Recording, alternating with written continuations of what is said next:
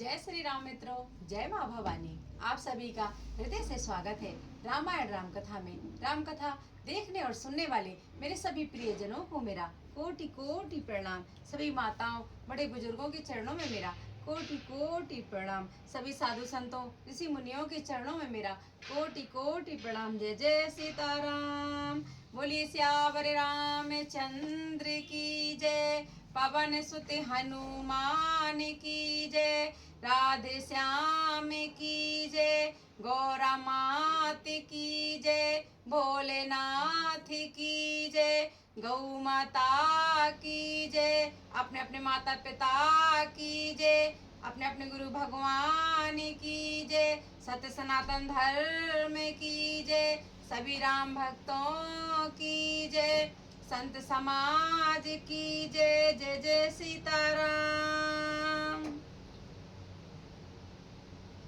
धर्म की जय हो, अधर्म का विनाश हो, प्राणियों में सद्भावना हो, विश्व का कल्याण हो, भगवान का अवतार हो। गौ माता की जय, भारत माता की जय। हर हर महादेव।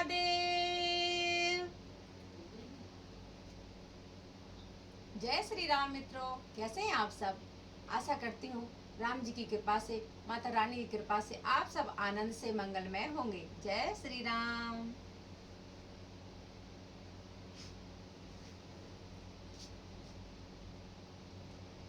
ओम श्री रामाय रामभद्राय रामचंद्राय वेदसे रघुनाथाय नाथाय सीतायाः पते नमः।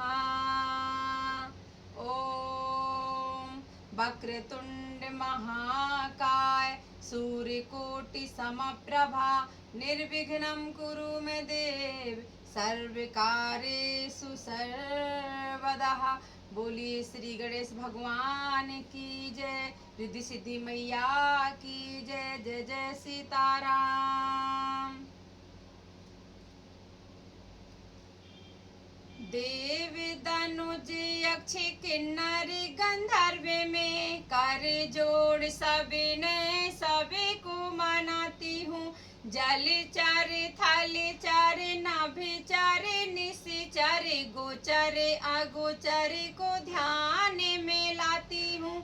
नागों की प्रजातियों को मनुज सजातियों को कवि गण साथियों को विनती सुनाती हूँ। साधु सिद्ध संतों की चतुर दिगंतों की सभी की कृपा के हेतु झोली फैलाती हूँ। सभी की कृपा के हेतु झोली फैलाती हूँ। बोलिए सियावर रामचंद्र की जय। पवन सुत हनुमान की जय। जय जय सीताराम।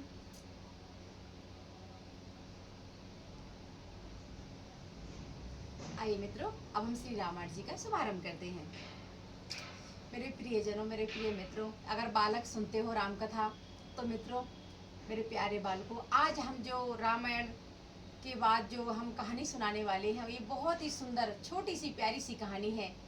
आप सुनेंगे तो आप देखेंगे एक छोटा सा तोता राजा से कैसे न्याय मांगता है, आखिरकार वो न्याय पा ही लेता है अपनी चतुरता से, अपनी बुद्धि से। तो मित्रों, आप सब राम कथा सुनने के बाद कहानी अवश्य सुने। जय श्री राम।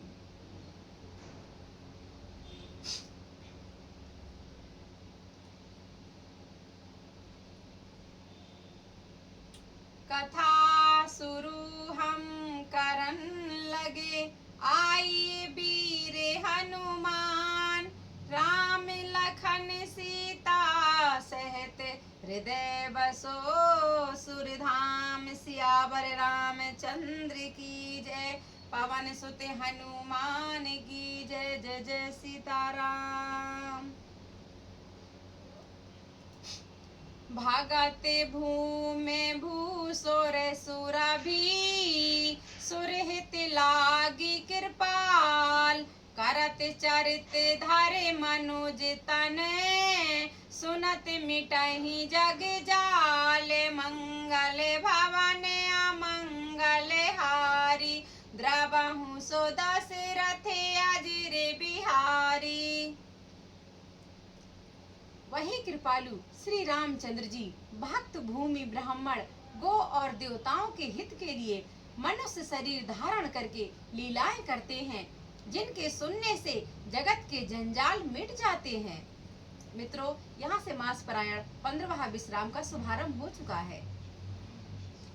सखा समुझे अस परिहरि मोहू, सिए रघुबीर चरण रत होहू, कहते राम गुण भाभिनु सारा, जागे जागे मंगल दुसुख दारा।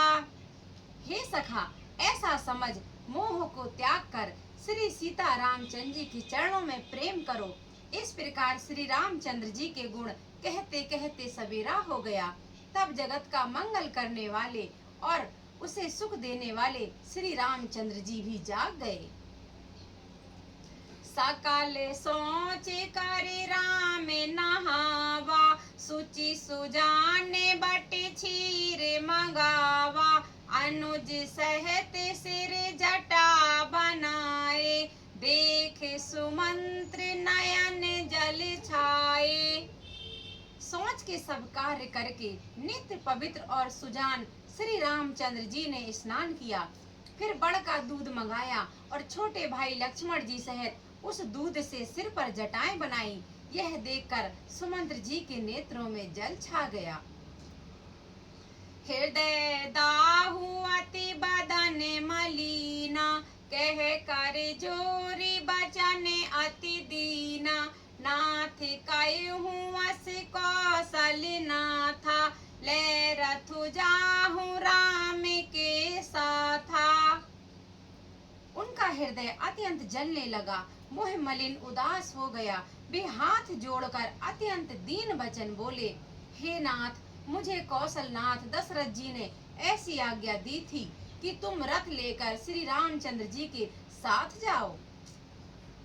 बनु दिखाई सुर सारी अनहेवाई, आने हूँ फेरी बेग दो भाई, लखन राम सिए आने हूँ फेरी, संशय सकल संकोच निवेरी।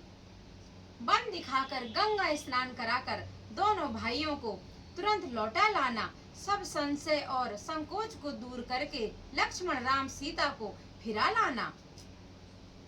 नप कह काये हूँ गुसाई, जैसे कयहि करो बलि सोई, कर बिनती पायन परेऊं, दीन बाल जिमि रोई, मंगल भवन अमंगल हारी, द्रवहु सुदशरथ अजिर बिहारी। महाराज ने ऐसा कहा था, आप प्रभु जैसा कहें मैं वही करूं, मैं आपकी बलिहारी हूँ। इस प्रकार विनती करके वे श्री रामचंद्र जी के चरणों में गिर पड़े और उन्होंने बालक की तरह रोना शुरू कर दिया। तात कृपा कर कीजेऊ सोई, जाते अवध अनाथ न होई, मंत्र ही राम उठाई फिर बोधा, तात धर्म मतु तुम्हें सब शोधा। और कहा, हे तात, कृपा करके वही कीजिए जिससे अयोध्या अनाथ ना हो। श्री रामचंद्र जी ने मंत्री को उठाकर धैर्य बंधाते हुए समझाया कि हे तात, आपने तो धर्म के सभी सिद्धांतों को छान डाला है। शिव दधीच हरिचंद्र नरेशा, सहे धर्म हित कोटि कलेसा, रति देव बलि भूप सुजाना, धर्म धर्यु सही संकट नाना।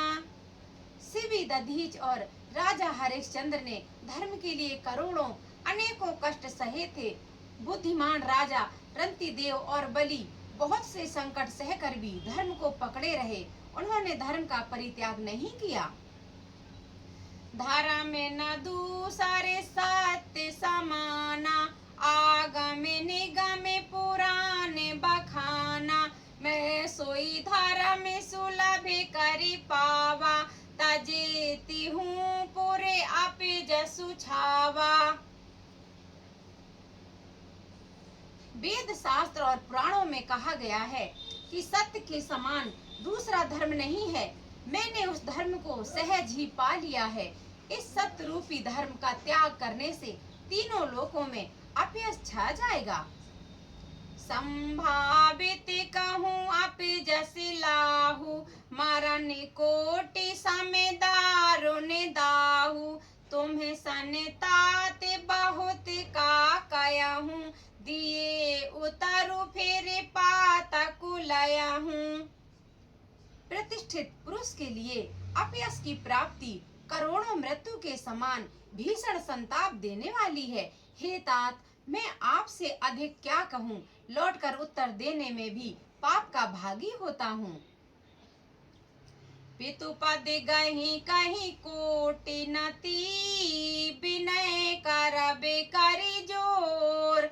चिंता कबि नहु बात के, तात करियूं जनि मोर। मंगल भवन अमंगल हारी, द्रवहु सो दशरथ अजिर बिहारी। आप जाकर पिताजी के चरण पकड़कर करोड़ों नमस्कार के साथ ही हाथ जोड़कर विनती करिएगा कि हे तात, आप मेरी किसी बात की चिंता ना करें। तुम्हें पुनि पितु समय अति हित मोरे, विनती करहूँ तात करे जोरे। सब विधि सोई करे ताबे तुम्हारे, दुख न पाओ पितु सोचे हमारे। आप भी पिता के समान ही मेरे बड़े हितैषी हैं। हे तात, मैं हाथ जोड़कर आपसे विनती करता हूँ कि आपका भी सब प्रकार से वही कर्तव्य है जिसमें पिताजी हम लोगों की सोच में दुख न पावे। सुने रघुनाथ सचिव संवादु, भयउ सपरिजन बिकल निषादु। पुनि कछु लखन कही कटु बानी, प्रभु बर जे बड़े अनुचित जानी। श्री रघुनाथ जी और सुमंत्र का यह संवाद सुनकर निषाद राज कुटुंबियों सहित व्याकुल हो गया। फिर लक्ष्मण जी ने कुछ कड़वी बात कही। प्रभु श्री रामचंद्र जी ने उन्हें बहुत ही अनुचित जानकर उनको मना किया।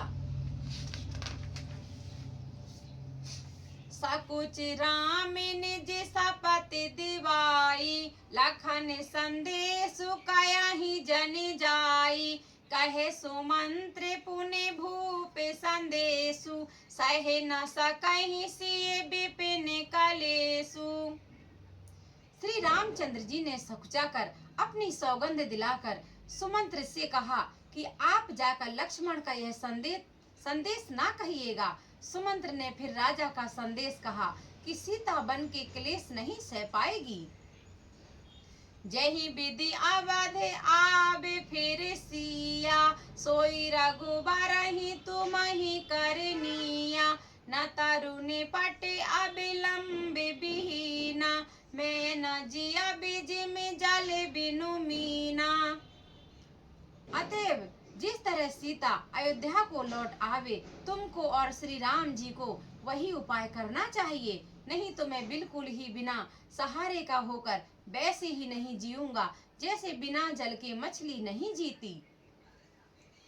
माई के ससुरे सकल सुख है, जवहीं जहाँ मनुमान। तह तब रयहि सुखेन सिए, जब लगी विपत्ति बिहान। मंगल भवन अमंगल हारी, द्रवहु सो दशरथ अजिर बिहारी। सीता के मायके, पिता के घर और ससुराल में सब सुख हैं। जब तक यह विपत्ति दूर नहीं होती, तब तक वे जब जहाँ जी चाहें वही सुख से रहेंगी।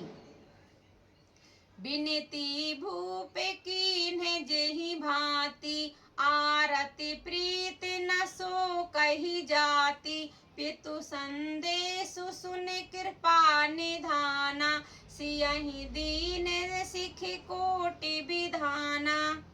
राजा ने जिस जिस तरह से दीनता और प्रेम से विनती की है, वह दीनता और प्रेम कहा नहीं जा सकता। कृपा निधान श्री रामचंद्र जी ने पिता का संदेश सुनकर सीता जी को करोड़ों अनेकों प्रकार से सीख दी समझाया। सास ससुर गुर प्रिय परिवारु, फिरहु त सब कर मिटे खंभारु। सुने पति बचन कहते बैदेही, सुनहु प्राण पति परम स्नेही।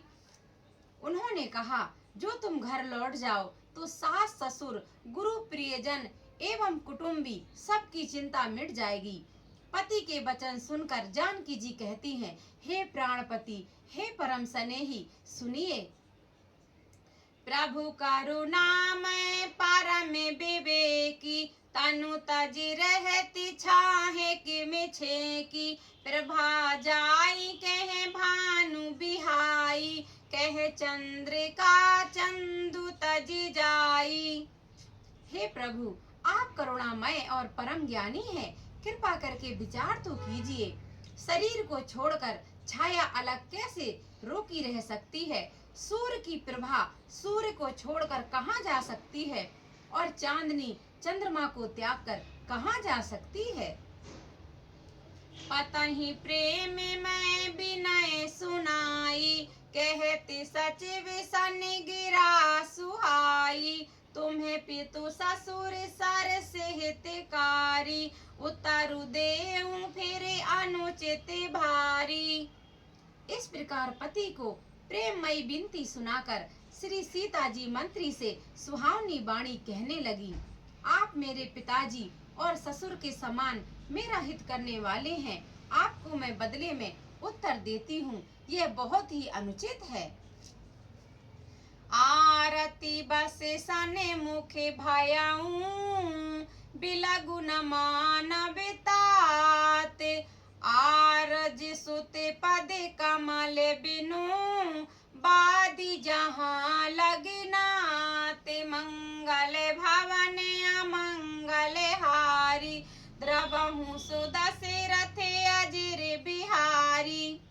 किंतु हे तात, मैं आर्त होकर ही आपके सम्मुख हुई हूँ, आप बुरा ना मानिएगा। आर्य पुत्र स्वामी के चरण कमलों के बिना जगत में जहाँ तक नाते हैं, सभी मेरे लिए व्यर्थ हैं। पितु वैभव विलास में ढीठा, नपे मणि मुकुट मिलते पद पीठा। सुख निधान असे पितु ग्रह मोरे, पिए विहीन मन भावे न भोरे।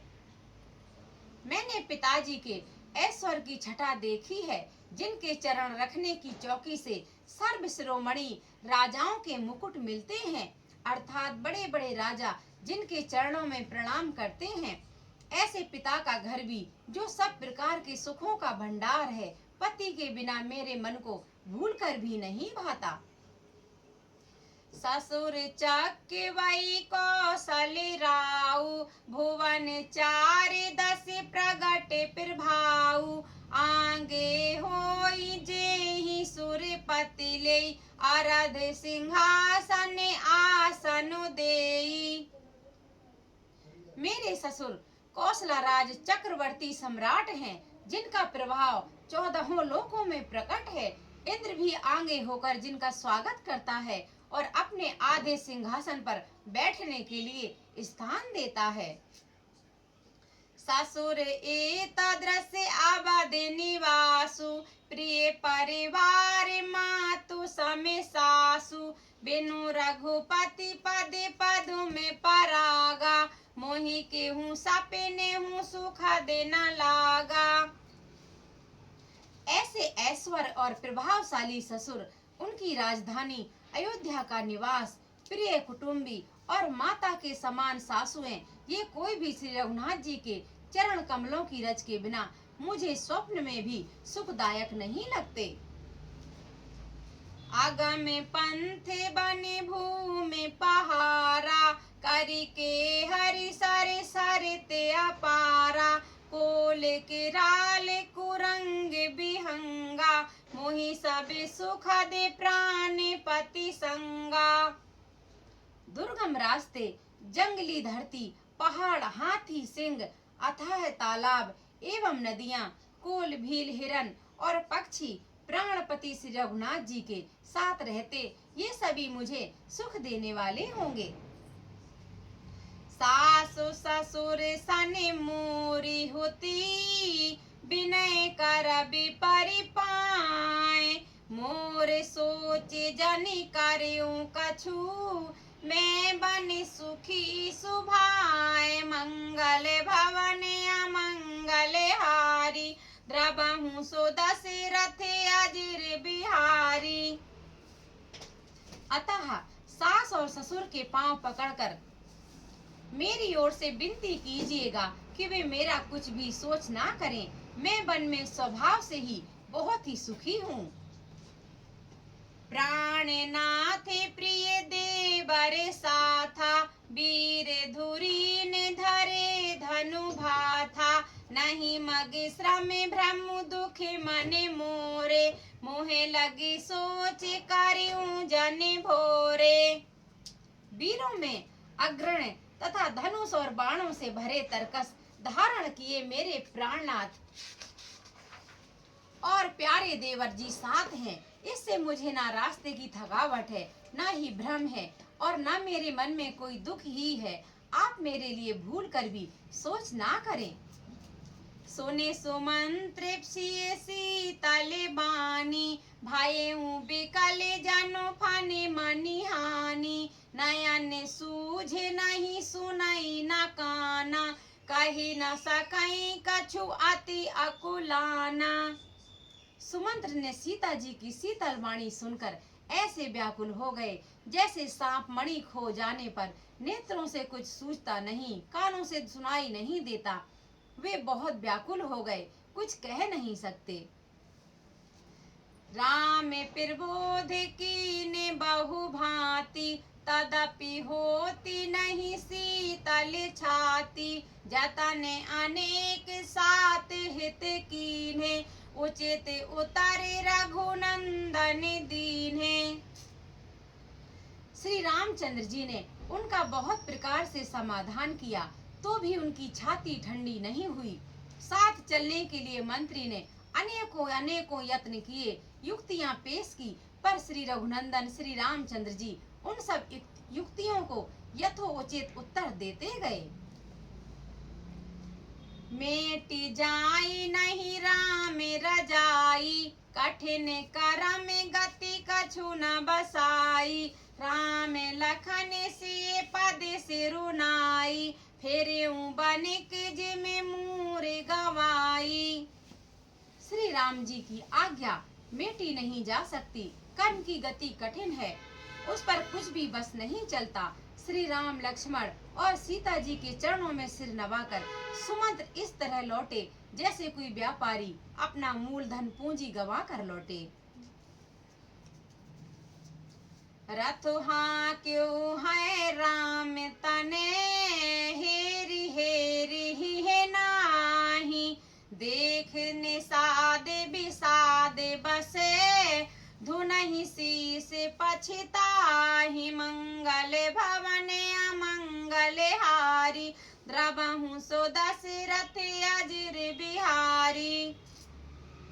सुमंत्र ने रथ को हाँका, घोड़े श्री रामचंद्र जी की ओर देख देख कर हिनहिनाते हैं। यह देखकर निषाद लोग विषाद के वश होकर सिर धुन धुन कर पीट पीट कर पछताते हैं। जासु वियोग बिकल पशु ऐसे, प्रजा मातु पितु जियहि कैसे। बारे बस राम सुमंत्र पठाए, सुर सरि तीर आप तब आए। जिनके वियोग में पशु इस प्रकार व्याकुल हैं, उनके वियोग में प्रजा माता पिता कैसे जीते रहेंगे। श्री रामचंद्र जी ने जबरदस्ती सुमंत्र को लौटाया, तब आप गंगा जी के तीर पर आए। मांगी नाव न के बटु आना, कयहि तुम्हारे मरम में जाना। चरण कमल रज कहूँ सब कयहि, मानुष करनि मूर कछु आयहि। श्री राम ने केवट से नाव मांगी, पर वह लाता नहीं। वह कहने लगा, मैंने तुम्हारा मर्म भेद जान लिया, तुम्हारे चरण कमलों की धूल के लिए सब लोग कहते हैं कि वह मनुष्य बना देने वाली कोई जड़ी है। छुअते सिला भई नारी सुहाई, पाहन ते ना काठ कठिनाई, तारे न्यू मुनि धारिनी होई जाई, बाट परई मोरी नावे उड़ाई। जिसके छूते ही पत्थर की शिला सुंदरी स्त्री हो गई। मेरी नाव तो काठ की है, काठ पत्थर से कठोर तो होता नहीं। मेरी नाव भी मुनि की स्त्री हो जाएगी। इस प्रकार मेरी नाव उड़ जाएगी, मैं लुट जाऊंगा प्रभु, अथवा रास्ता रुक जाएगा जिससे आप पार ना हो सकेंगे, और मेरी रोजी मारी जाएगी।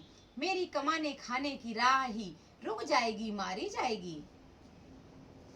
यही प्रतिपालऊ सबु परिवारु, जही न जानऊ कछु और कवारु, जो प्रभु पार अवसि गाचयहूँ, मोहि पद पद में पखारन कयहूँ।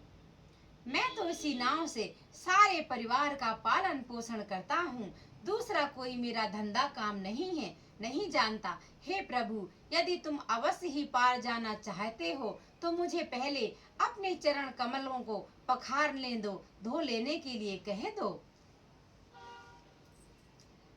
पद कमल धोई चढ़ाई, नाव नाथ उतराई, चाहो मोहि राम राउर आन, दशरथ सपद सब साची कहूँ, बारो तीर मारहूँ लखनु पे, जब लगी न पाए पखार हो, न तब लगी न तुलसीदास नाथ, कृपाल पार उतारहूँ, मंगल भवन अमंगल हारी, द्रवहूँ सो दशरथ अजिर बिहारी। हे नाथ, मैं चरण कमल धोकर आप लोगों को नाव पर चढ़ा लूंगा, मैं आपसे कुछ उतराई नहीं चाहता। हे राम, मुझे आपकी दुहाई और दशरथ जी की सौगंध है, मैं सब सच सच कहता हूँ। लक्ष्मण भले ही मुझे तीर मारे, पर जब तक मैं पैरों को पखार नहीं लूंगा तब तक हे तुलसीदास के नाथ, हे कृपालु, मैं पार नहीं उतारूंगा। सुन के बट के बैन प्रेम, प्रेम लपेटे अटपटे, बिहसे करुणा ऐन, चिताई जान की लखन तन, मंगल भवन अमंगल हारी, द्रवहूँ सो दशरथ अजिर बिहारी। केवट के प्रेम में लपेटे हुए अटपटे वचन सुनकर करुणाधाम श्री रामचंद्र जी जानकी जी और लक्ष्मण जी की ओर देखकर हंसने लगे। कृपा सिंधु बोले मुस्काई, सोई करु जेहि तब नावे न जाई, बेग आनु जल पाए पखारू, होते विलंब उतारहि पारू। कृपा के समुद्र श्री रामचंद्र जी केवट से मुस्कुराकर बोले, भाई तू वही कर जिससे तेरी नाव ना जाए, जल्दी पानी ला और पैर धो ले, देर हो रही है, हमें पार उतार दे। जासु नाम सुमिरते के बारा, उतरहि नारी भावे सिंधु अपारा, सोई कृपालु के विटही ने होरा, जेहि जगु किए तिहु पागहु ते थोरा। एक बार जिनका नाम स्मरण करते ही मनुष्य अपार भाव सागर के पार उतर जाते हैं। और जिन्होंने वामन अवतार में जगत को 3 पग से भी छोटा कर दिया था, 2 ही पग में त्रिलोकी को नाप लिया था, वही कृपालु श्री रामचंद्र जी गंगा जी से पार उतरने के लिए केवट का निहोरा कर रहे हैं। पद नखे निरखि देव सारे हारिसी, सुने प्रभु बचन मोहे मति करिसी, केवट राम रजाय सुपावा, पानी कठवता भर ले आवा। प्रभु के इन वचनों को सुनकर गंगा जी की बुद्धि मोह से खिंच गई थी कि ये साक्षात भगवान होकर भी पार उतारने के लिए केवट का निहोरा कैसे कर रहे हैं। परंतु समीप आने पर अपनी उत्पत्ति के स्थान पद नखों को देखते ही उन्हें पहचान कर देव नदी गंगा जी हर्षित हो गई। वे समझ गईं कि भगवान नर लीला कर रहे हैं। इससे उनका मोह नष्ट हो गया और इन चरणों का स्पर्श प्राप्त करके मैं धन्य होऊंगी, यह विचार कर वे हर्षित हो गईं। केवट श्री रामचंद्र जी की आज्ञा पाकर कठौते में भरकर जल ले आया। अति आनंद उमंगे अनुरागा, चरण सरोज पखारन लागा। बरसि सुमन सुर सकल सिहाही, यही समय पुण्य पुंज को नाही। अत्यंत आनंद और प्रेम में उमंग कर वह भगवान के चरण कमल धोने लगा। सब देवता फूल बरसाकर सिहाने लगे कि इसके समान पुण्य की राशि आज कोई नहीं है। पद पखारे जल पान करी, आप सहित परिवार। पितरु पारु करी प्रभु पुनि, मुदित गए हूँ ले पार। मंगल भवन अमंगल हारी, उमा सहित जिय जपत पुरारी। जय जय सीताराम। बोलिए सियावर रामचंद्र की जय। पवन सुत हनुमान की जय। जय जय सीताराम। मित्रों, हम अपने श्री रामायण जी को यहीं विराम करेंगे। जय श्री राम। आइए मित्रों, अब हम श्री रामायण जी की आरती करेंगे।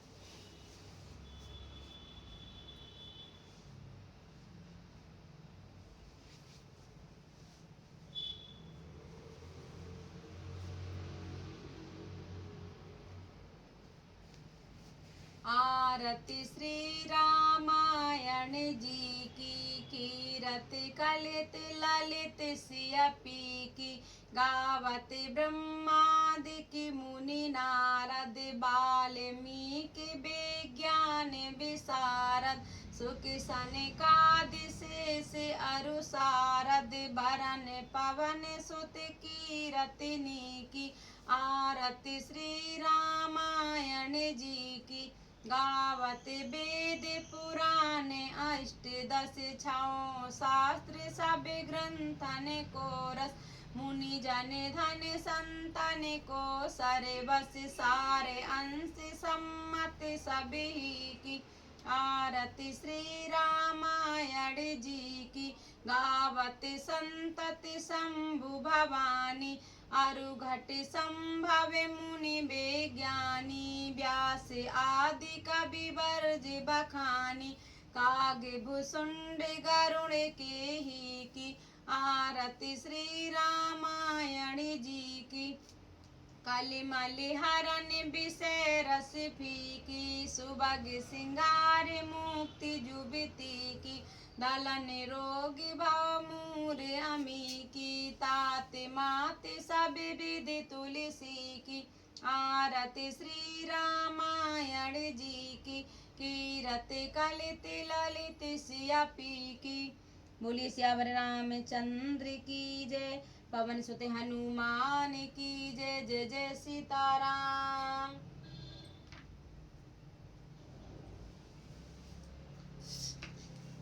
आइए मित्रों, अब हम राम कथा के बाद कहानी का आनंद लेते हैं। मित्रों,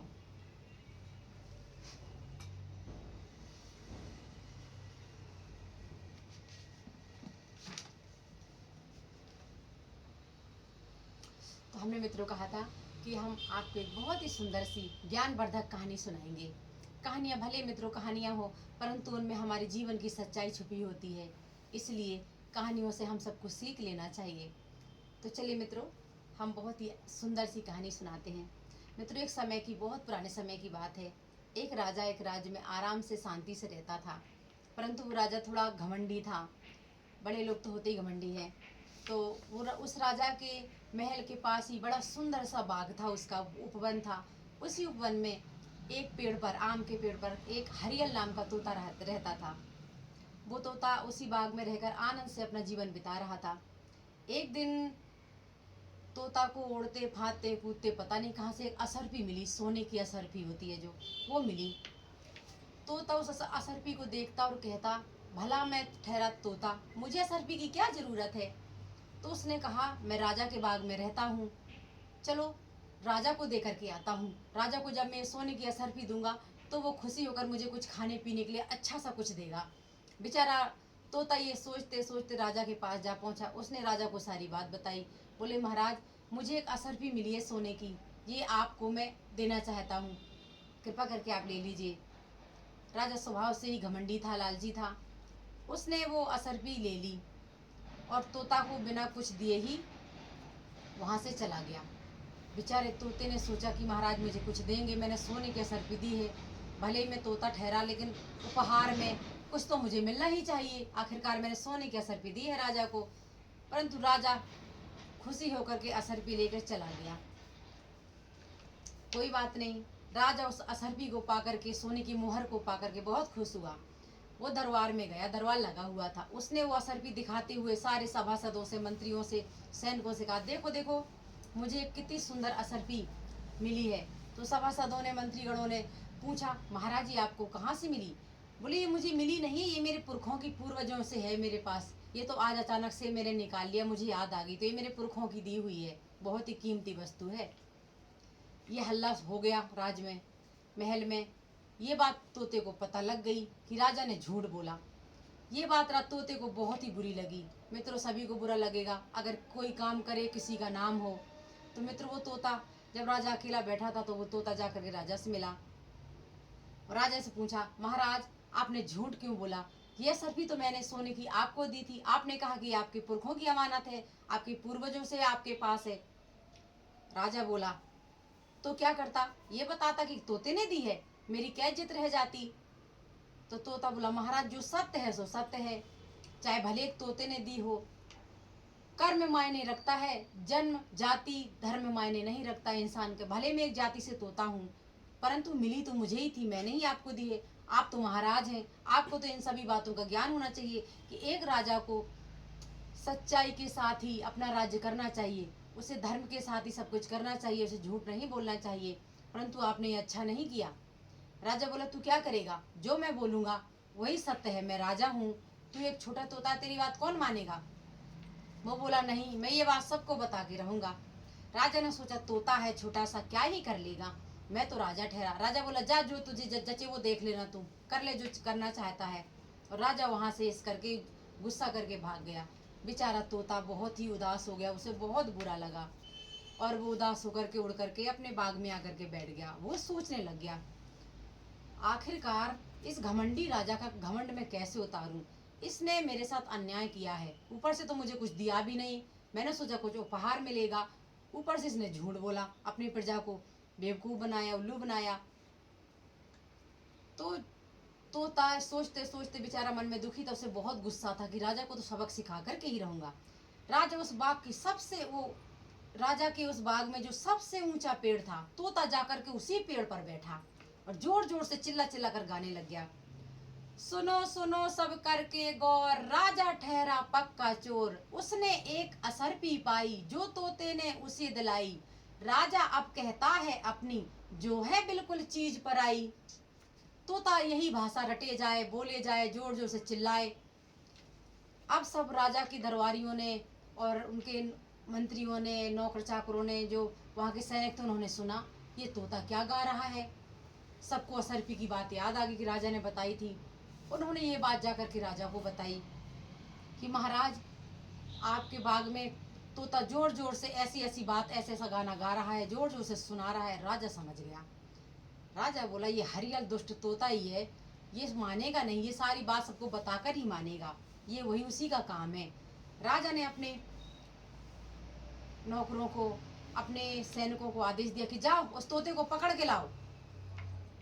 सारे नौकर जो मंत्री वगैरह थे उस तोते को पकड़ने गए। अब भला तोता को कोई पकड़ सकता है, कि वो तो छोटा सा पक्षी, उसे क्या ही कर सकते, वो बहुत ऊंचे पेड़ की ऊंची टहनी पर बैठा बैठा जोर जोर से गा रहा है। उसने देखा कि राजा ने मंत्रियों को भेजा है मुझे पकड़वाने के लिए। राजा फिर से गाने लग गया, सुनो सुनो सब करके गौर, राजा ठहरा पक्का चोर, उसने एक असर पी पाई, जो तोते ने उसे दिलाई, राजा अब कहता है अपनी जो है बिल्कुल चीज पर आई, मैंने जो ये बात बताई, राजा ने डर फौज बुलाई। अब भैया वो जोर जोर से चिल्लाने लग गया। अब ये कह के जैसे उसने ये सुना, राजा के पास गया, वो फिर से उसने ये बात उनको बताई। राजा ने और सैनिक भेजे, राजा ने और सैनिक भेजे कि उसे कैसे भी कर करके, राजा बहुत ज्यादा चिढ़ गया कि उस तोते को पकड़ के ही लाना, अब उसे पकड़ना नहीं है, उसे मार डालना है। और सारे सैनिक गए, सैनिक तीर मारते, ये करते वो करते, छोटे से तोते का भला कोई क्या कर लेगा। राजा ने, तोते ने देखा जैसे राजा ने और फौज भेजी है मुझे पकड़ने के लिए, राजा तोता फिर से गाने लग गया, सुनो सुनो सब करके गौर, राजा ठहरा पक्का चोर, उसने एक असर पी पाई, जो तोते ने उसे दिलाई, राजा कहता है अब अपनी जो है बिल्कुल चीज पर आई, राजा ने डर फौज बुलाई। एक छोटे से तोते को भी राजा मार सका ना भाई। अब मंत्रियों ने, जब उसने और ये सब मंत्रियों ने सुना तो उन्होंने फिर जाकर राजा से बोला। राजा बेचारा, जब राजा ने ये बात सुनी तो राजा अब तो बुरी तरीके से मतलब बुरी तरीके से चिढ़ गया कि उसकी इतनी हिम्मत कि वो मेरे लिए ऐसा बोलेगा। राजा आओ ना ताव उठ करके अपनी तलवार खींच करके उठा और जाने लग गया मारने के लिए। तो उसके मंत्रियों ने राजा के ने उनको समझाया कि महाराज, आप एक छोटे से तोते को ये तलवार ढाल लेकर कहाँ मारने जाएंगे, वो तो छोटा तोता है, हम ऐसा करते गुलेल से मारते हैं उसे। राजा को मंत्रियों की बात पसंद आई सैनिकों की, उसने कहा चलो ठीक है, उसने तलवार ढाल रख दी। अब गुलेल लेकर के राजा स्वयं तोते को मारने के लिए आया। अब जैसे ही तोते ने देखा कि अब तो राजा स्वयं मारने आ गया, उसने फिर से चिढ़ाने वाली बात बोली, सुनो सुनो सब करके गौर, राजा ठहरा पक्का चोर, उसने एक असर पी पाई, जो तोते ने उसे दिलाई, राजा अब कहता है अपनी जो है बिल्कुल चीज पर आई, मैंने जो ये बात बताई, राजा ने डर फौज बुलाई। एक छोटे से तोते को भी राजा मार सका ना भाई, अब होगी उसकी जगत हसाई। अब भैया क्या था, राजा आया, राजा ने गुलेल से निशाना लगवाया, तोता कभी इधर जाए कभी उधर जाए, पेड़ से तोता हाथ ही ना आए, ना ही उसको कोई कंकड़ पत्थर लगे, ना ही उनके पकड़ में आए। राजा दुखी हो गया, उसके सारे मंत्री जो सैनिक थे वो दुखी हो गए। अचानक से थक हार के राजा ने एक गुलेल में बड़ा सा पत्थर उठाया और जोर से उस पर निशाना साधा। तोता तो ठहरा, तोता बहुत ऊंचाई पर बैठा था। वो पत्थर राजा ने जैसे ही जोर से गुलेल से उसको मारा, वो पत्थर पेड़ में टकरा करके, तोता को तो ना लगा, पेड़ में टकराया और आकर के राजा के मत्थे पे लगा और राजा चिल्लाने चीखने लग गया और धरती में बैठ गया। सारे सैनिक राजा को संभालने लग गए। तोता ने जब ये देखा वो बहुत प्रसन्न हुआ, बहुत खुशी हुआ। वो बोला जैसे को तैसा मिल गया, मेरा न्याय मुझे मिल गया। सबको ये बात भी पता चल गई कि राजा कितना चोर है, कितना झूठा है, और इसे आखिरकार अपने कर्मों का दंड मिल गया। तोता हंसता हुआ उसके बाग से हमेशा के लिए उड़ गया। राजा को उसके कर्मों की सजा मिल गई। तोता खुशी खुशी वहां से चला गया। तो मित्रों, ये थी छोटी सी कहानी। अगर आपको अच्छी लगी हो तो आप सब कमेंट में जय श्री राम अवश्य लिखना और अपने इस मित्र पर आप सब अपना प्रेम और कृपा अवश्य बनाए रखें। जय श्री राम।